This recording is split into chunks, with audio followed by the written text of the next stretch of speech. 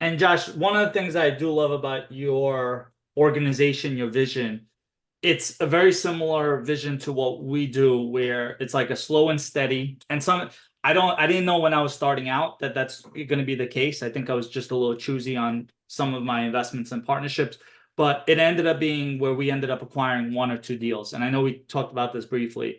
Since I've known you in 2018, you guys are not one of those operators. And I actually warn against some of those operators to my investors where you went from three deals to 100 deals or whatever it is. The problem is people forget that real estate investing is also a business. Every property you buy is its own different business. And if you try to buy 20 businesses in one shot, it's gonna not end well. So one of the things that I do truly respect about your team is that you guys have been very methodical. Like every single year, you identified a beautiful historical resort. And I know for every one deal you've done, there's probably 10, 15 that you've offered on and gone through due diligence.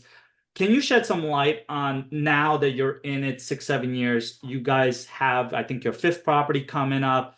Just Right. some light of being able to only acquire 5 deals in 7 years. What has that allowed your team to actually do?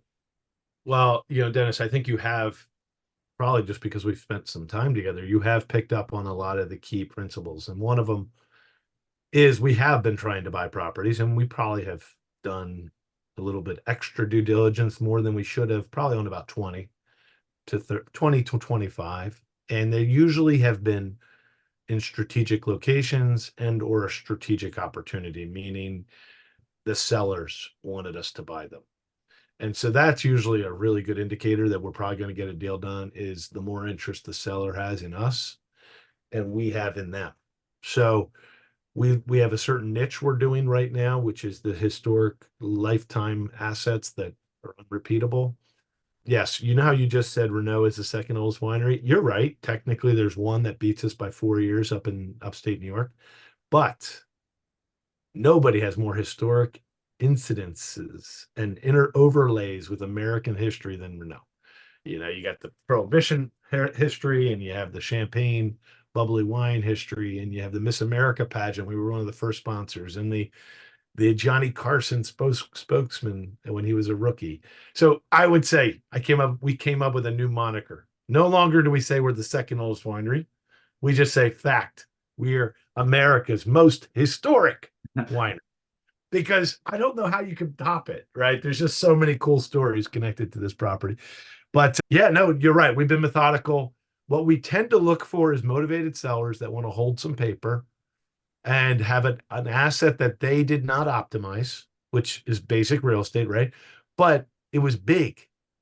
And because it was big, it pushes out every mom and pop who wants to be the buyer of that challenging property. And so we have specialized in this kind of the challenge above the mom and pop, way too many steps for the institution. And so we're below the institution and we're way above the mom and pop. And so we do think we have a lot of opportunity right now, to be honest with you. And that's why we're buying one a year right now.